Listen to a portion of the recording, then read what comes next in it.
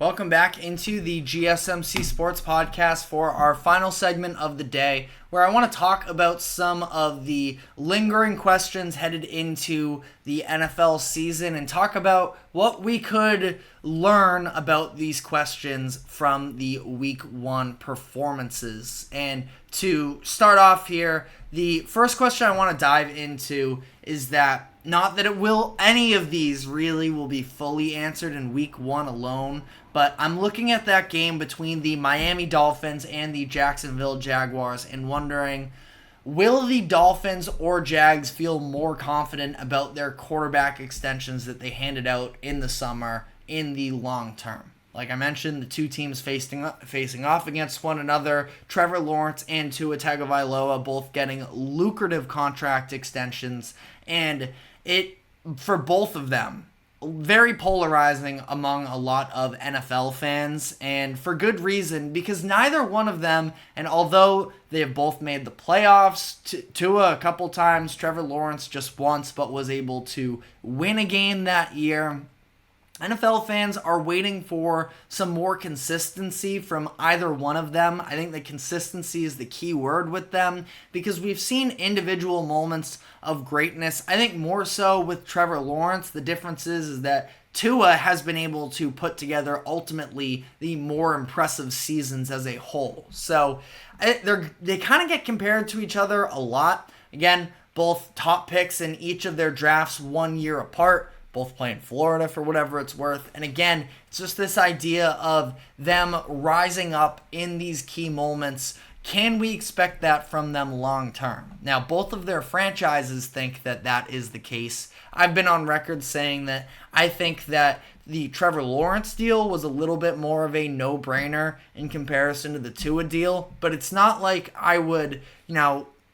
slam the table saying that I believe that 100% there are no doubts about either one of these contracts. I feel good about Trevor Lawrence, but that being said, again, we're sort of waiting on all of the expectations and the hype that was coming up for him entering that 2021 draft to actually come to fruition, because he was touted as the best prospect since Andrew Luck. Andrew Luck made an instant impact on the Indianapolis Colts, and we have not seen that from Trevor Lawrence with the Jaguars. Obviously, there have been other circumstances as well for Lawrence that have gotten in the way. The Urban Meyer experiment in year 1 was a disaster that I don't think any quarterback could have overcome.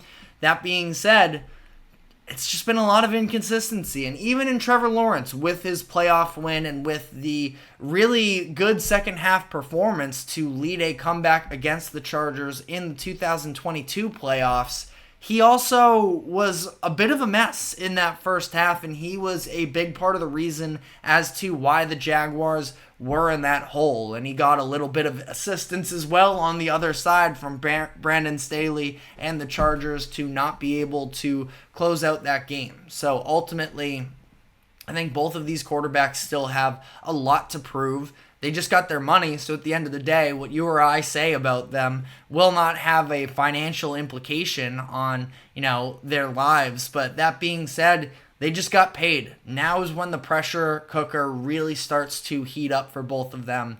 And I think that it's going to be a really interesting game to watch the two of them face off against one another and see what we can deduct out of that.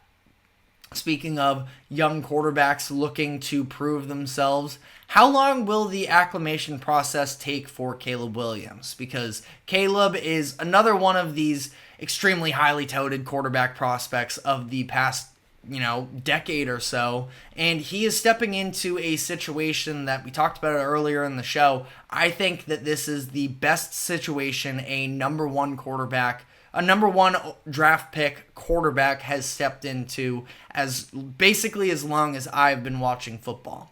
And ultimately, with all of the different targets that he has, with the running game behind him, Caleb Williams is expected to be special immediately, but should we be putting him on that pedestal already? It's not like I was very encouraged from the preseason performances that I don't have an issue with it, but it's not like it was flawless all the way through. In the second game, it took him a little bit to get that offense actually operating at the level that they were hoping for, and it's a preseason game, so even if he was excellent, you can only take so much out of it. But that being said, I think that the Bears have a very good chance of making the playoffs this year. But in order to do so, they're going to have to hold their own against teams like the Packers and the Lions within their own division. And like I mentioned, I think it's probably going to take something like 10 playoff wins in order for a team to make the playoffs in the NFC.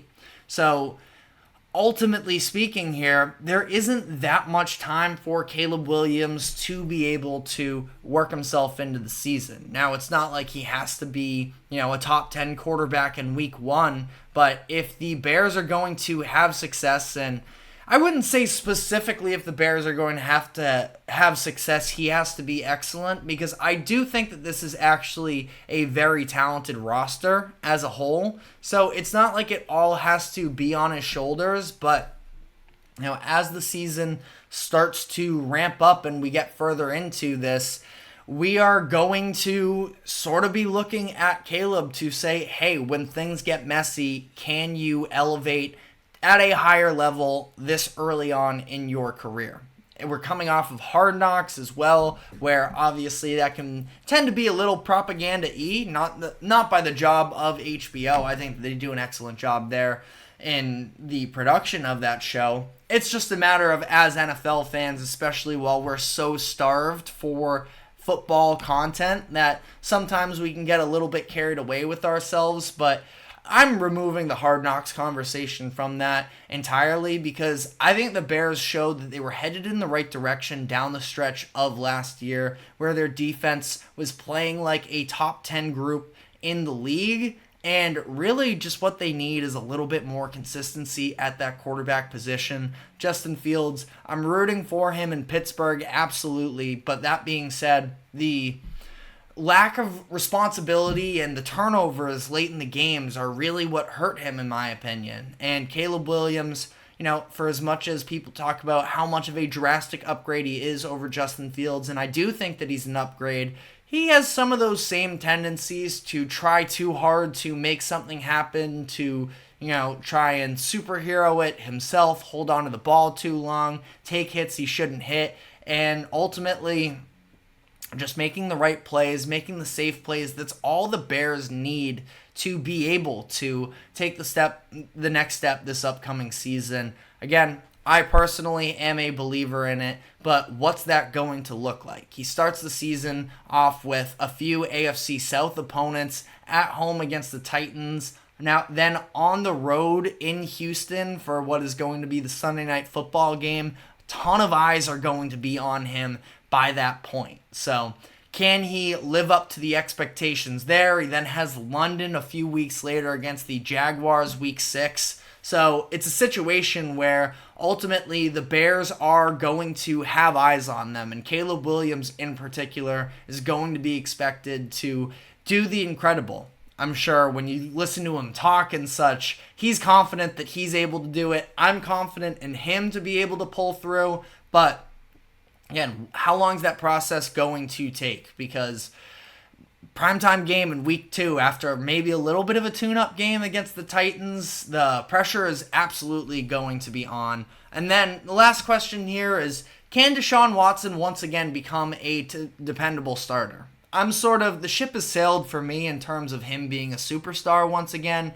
I just think that, how often is it that we get to see 4 years pass between him being, any athlete, being a superstar and then miraculously coming back from that after, it's not even like Watson's been, yes, last season was injury plagued, but it's not like that was the reason why he hasn't been a star since 2020. There's a whole lot of baggage to that question that we're not going to dive into right now, but I think Watson is in a pretty good situation in Cleveland, where he has some weapons, Amari Cooper, David Njoku. They go out and they trade for Jerry Jeudy, who, listen, Jeudy, yes, didn't live up to being a first-round selection, but is very capable of being a solid wide receiver too. Once Nick Chubb comes back, you will have a running game with a good offense and maybe the best running back in all of football. But he won't be back for at least the first 4 weeks of the season. Can Watson, sort of lead that offense by himself some to take them to the next level? I'm not sure how I feel about it. Again, I'm not asking for him to be excellent. I'm asking for him to be average, and at that point, he's never going to live up to that contract. At least in my opinion, he's not going to live up to the contract that he signed when he went to Cleveland, along with the picks that Cleveland traded in order to acquire him. But they were a playoff team last year with a bit of a mess at that quarterback position, which included him, but especially once he went down as well, they were rotating through different options, and ultimately it was Joe Flacco who was able to get the job done. Deshaun Watson, can you match what a 40-year-old Joe Flacco did last year?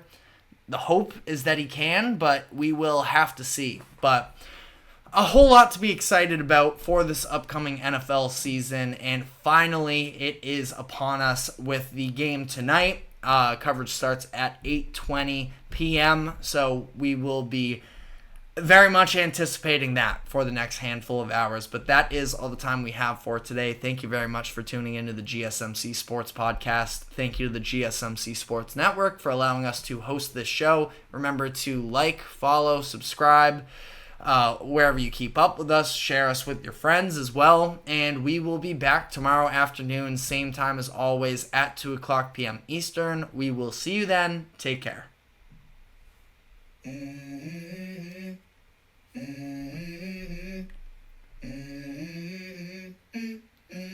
Let's go. I wake up to a little bit of drool on my pillow, feel like it's gonna be a bad day. Yeah, I'm tired of shit, and the coffee ain't hit yet. Damn, ain't that great.